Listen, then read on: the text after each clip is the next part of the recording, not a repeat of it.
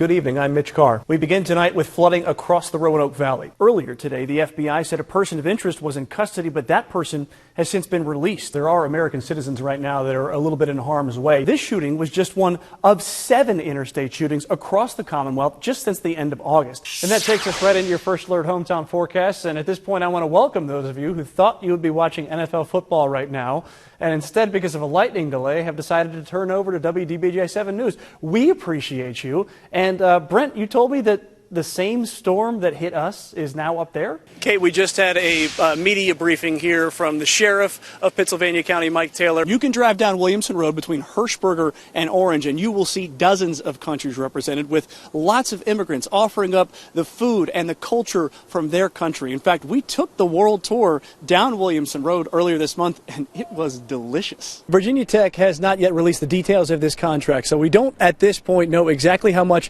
this is all going to cost between what they have to pay the fired head coach Brent Pry and their new head coach James Franklin. 3, 2, 1, light it up!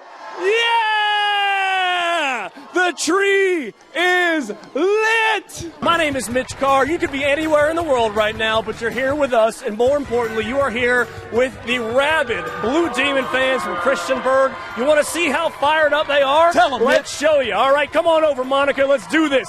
Are you all ready? Here we go. And we're going to start with Mitch Carr, who is in Richmond tonight with our governor-elect, Abigail Spanberger. Mitch, how are the Democrats celebrating this evening?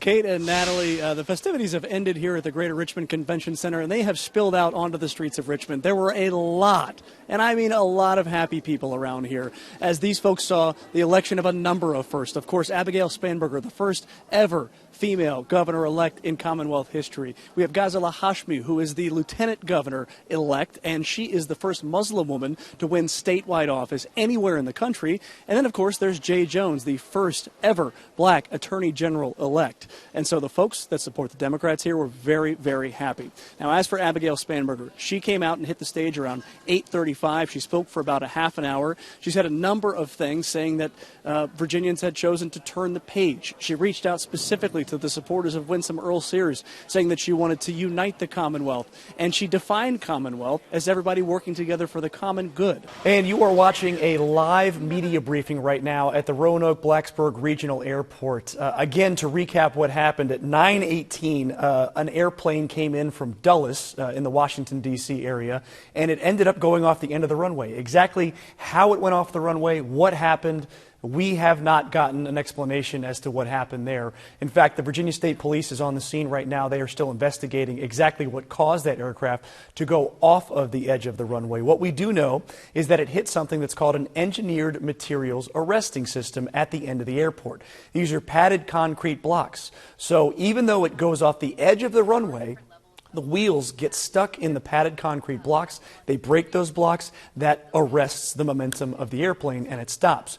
Most importantly here, we know that there were no injuries in this case. Also, she mentioned, that was Alexa Briel. She is the public information officer for the airport, and she mentioned earlier that this is the first time that EMAS system has been used. I understand that Charlie Kirk was actually supposed to be at Virginia Tech in 2 weeks and that you were going to be on a security detail for that event. What can you tell us about that? Yes, I do have a confidential client that was probably going to attend this event, so I was aware of the event and was doing some pre-planning for that event. Well, take me through that, because all of these events most of the time are planned ahead. There is some pre-planning that you as security have to do to make sure that your client is going to be safe. What goes into the planning phase before an event like this? Absolutely. It's a great question. And a lot of people are comparing this to what happened to Donald Trump. But when you take a Donald Trump and you have a government security detail, the resources are just multitude above what we can do as a private security. So what we try to do, we work within the budget that we're given by our clients, but we will reach out to local law enforcement in the area, local resources in the area. We'll do a site survey of what the site's like. Outdoors is a nightmare, as you see of this. Well, and let me ask you about that too, because this is an outdoor area. Yes. We don't know if there were metal detectors, magnetometers, as you said, as people are going in and out of this area, but multi-level rooftops, outdoors, it seems like it's impossible to control. It's very difficult. You have what we do in both the government and private side is we do what we call concentric circles of security. So, of course, you have your close team that's right around the principal, but then you hopefully have enough resources that you can push that out. And when you have an outdoor venue like this, now you have to start looking at lines of sight. Somebody can reach out and touch you. Nowadays there's guys doing, 2-mile shots with rifles. Now, of course, it would be impossible to go out that far, but we try to at least have a screen to where we can see out and at least see out far enough to see lines of sight. Hopefully have people checking the crowds out in that area, checking. But it's very difficult to defend in a situation like this. So that's why it's always planning, more resources, and pushing your perimeter out as far as you can. And the preliminary reports at this point are that it was a person with a rifle, a single shot from 100 to 200 yards away. That sounds very much like what happened with President Trump last summer. And so my question to you is, do you just have to stop having outdoor events because this is such a possibility? If you have a high-profile person like this, a Charlie Kirk, a governor, a president, do you just have to have everything inside to be able to secure things like that? Well, when you talk about a Charlie Kirk or a Donald Trump, that's just not in their nature. They want to be out there. They know the risk, and they believe so strongly in what they're pushing that they're willing to put their lives in danger for what they believe. And they're relying on their security to keep them as safe as possible during these things. And if you stop having these events, then you let the evil win. All right, this is Chris Rigoni. He is the founder, the owner of Executive Security Concepts. Chris, thank you very much. Appalachian Power has filed a petition with the Virginia State Corporation Commission that they say may help save you money. The company wants to securitize certain company assets to reduce future financial impacts on customers. So your next question is, what does that mean? What is securitization? Well, it means converting assets, most often loans, into products investors can invest in. That will help raise cash. So Appalachian Power is petitioning to take on debt to recover $140 million worth of storm restoration work and to fund other projects. An APCO spokesperson says if they get approval from the SCC to securitize assets, they will go to the market and issue bonds. That is debt. The company has to do this because earlier this year, the Virginia General Assembly passed and Governor Glenn Youngkin signed the APCO Rate Reduction Act. The law prevents Appalachian Power from raising its rates during winter months and doesn't allow the company to disconnect users for non-payment until the end of 2026.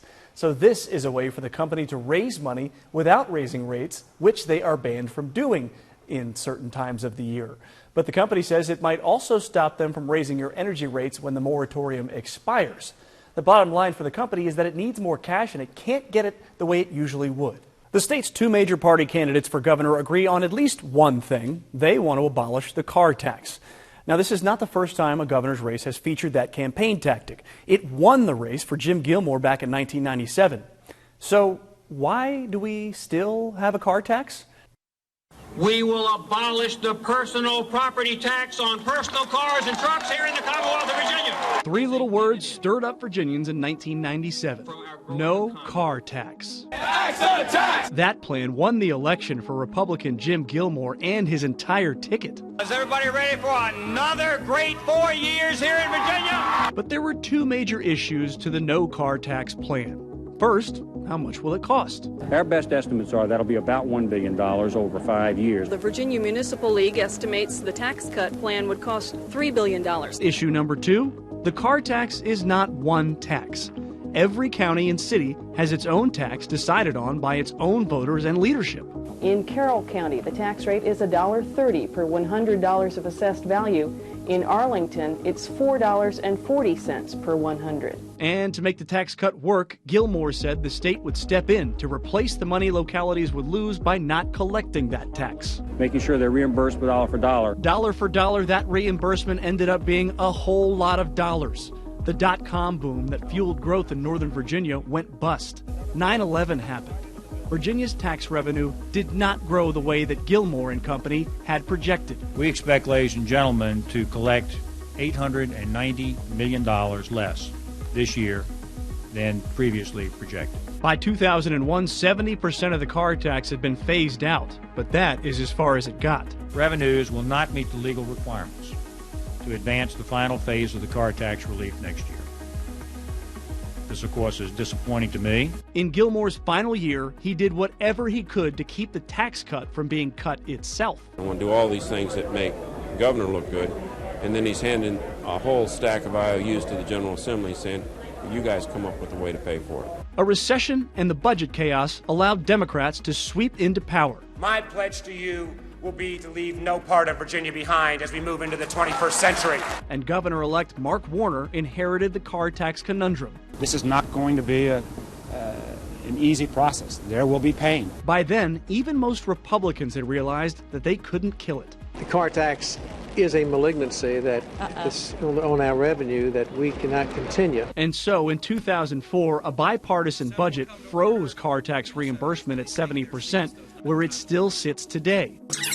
Oh, and remember this? Our best estimates are that'll be about $1 billion over 5 years. By the 2004 budget, the car tax phase-out is expected to cost the state $1.7 billion a year. Now in 2025, two candidates want to do it again, finishing off that remaining 30%. Republicans say a budget surplus can offset the tax reimbursement. We have the money. We have run budget surpluses every year that we've been in office. Abigail Spanberger has been vague. I will work with anyone, please, to Democrats, Republicans, local and state officials to finally get rid of this most dreaded tax. In the meantime, you can expect your city or county's car tax bill in your mailbox later this year.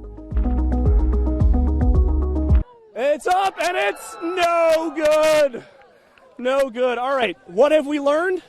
We're a couple of old men who can't do it. I think I actually hurt my shoulder somehow when I was kicking. You got some on your face, and I don't really know what happened. It's a flavor saver right there. All right, I think we lost a hamstring and a shoulder and potentially all of our dignity. We're going to come right back on Fired Up Friday, and we're going to recover, all right?